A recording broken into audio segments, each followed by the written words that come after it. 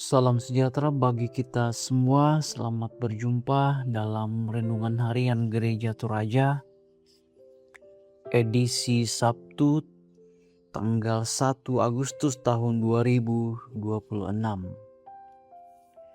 Bapak, Ibu, dan saudara-saudaraku yang dikasihi Yesus Kristus, sebelum kita membaca dan merenungkan firman Tuhan, mari kita memohon pertolongan kepada Tuhan. Kita berdoa.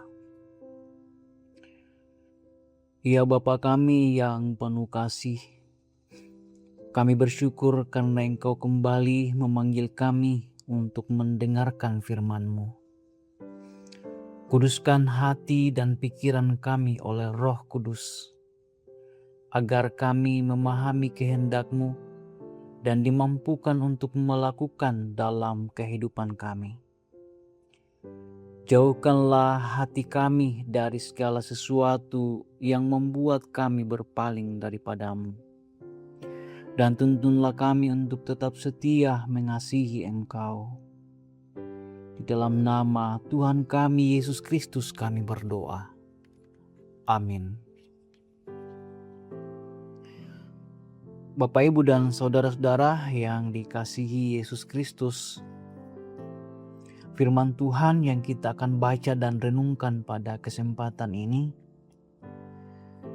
dipilih dari kitab Hosea pasal 9 ayat 10 sampai 17. Firman Tuhan berbunyi demikian. Seperti buah-buah anggur di padang gurun, aku mendapati Israel dahulu. Seperti buah sulung sebagai hasil pertama pohon ara, aku melihat nenek moyangmu.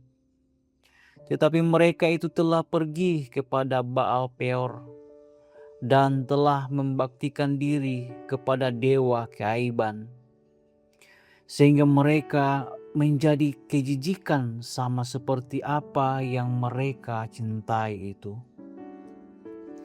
Kemuliaan Efraim terbang seperti burung, tiada yang melahirkan, yang hamil dan yang mengandung. Sekalipun mereka membesarkan anak-anaknya, aku akan membuat mereka bulus sehingga tidak ada manusia lagi. Sungguh, celakalah juga mereka pada waktu aku menjauh daripada mereka.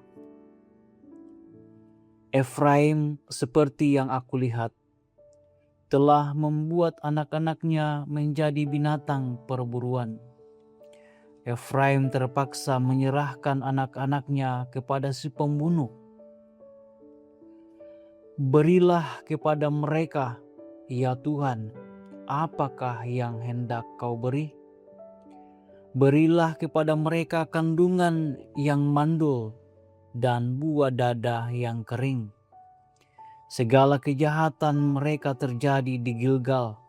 Sungguh, di sana aku mulai membenci mereka.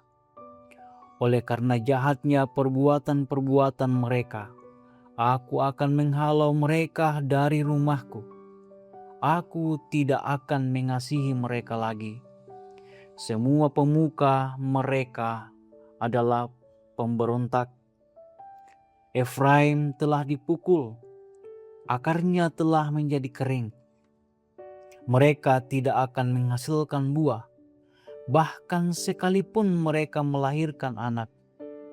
Aku akan mematikan buah kandungannya yang berharga.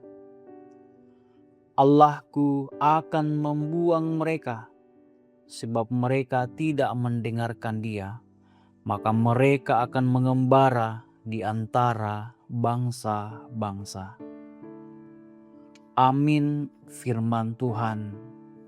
Berbahagialah Bapak, Ibu, dan saudara-saudaraku yang mendengarkan firman Tuhan, merenungkannya, terlebih melakukan dalam hari kehidupan. Dari bacaan kita pada saat ini, kita akan renungkan melalui tema hati yang menjauh dari Tuhan. Saudara-saudaraku yang dikasihi Tuhan, pernahkah kita bertanya, apa yang membuat hati seseorang menjauh dari Tuhan? Seringkali bukan penderitaan, melainkan kenyamanan, keberhasilan, dan berbagai keinginan duniawi yang perlahan-lahan menggeser Tuhan dari pusat kehidupan kita. Tanpa disadari, hal-hal itu dapat menjadi berhala yang menguasai hati kita. Melalui Nabi Hosea, Allah mengingatkan bangsa Israel Utara atau Efraim. Dulu mereka begitu berharga di mata Tuhan. Dalam bacaan kita diumpamakan seperti buah anggur di padang gurun dan buah sulung pohon ara yang membawa sukacita bagi pemiliknya. Namun, ketika mereka hidup dalam kemakmuran, mereka justru meninggalkan Tuhan dan berpaling kepada Baal Peor. Mereka mencari kesuburan, keamanan, dan masa depan dari ilah lain, bukan lagi dari Allah yang telah memilih dan memelihara mereka. Akibatnya, hati mereka semakin keras dan jauh dari Tuhan. Mereka kehilangan arah hidup dan akhirnya menerima hukuman Allah. Saudara-saudara yang dikasihi Yesus Kristus, hukuman itu bukan karena Allah berhenti mengasihi mereka, melainkan karena mereka menolak kasih dan kesetiaan Allah dengan memilih jalan mereka sendiri. Saudara-saudaraku yang dikasihi Yesus Kristus, firman Tuhan hari ini mengajak kita memeriksa hati kita. Mungkin kita tidak menyembah patung, tetapi sesuatu dapat menjadi berhala ketika kita lebih mengutamakannya daripada Tuhan. Harta, pekerjaan, jabatan, keluarga, bahkan diri kita sendiri dapat mengambil tempat yang seharusnya hanya menjadi milik Allah.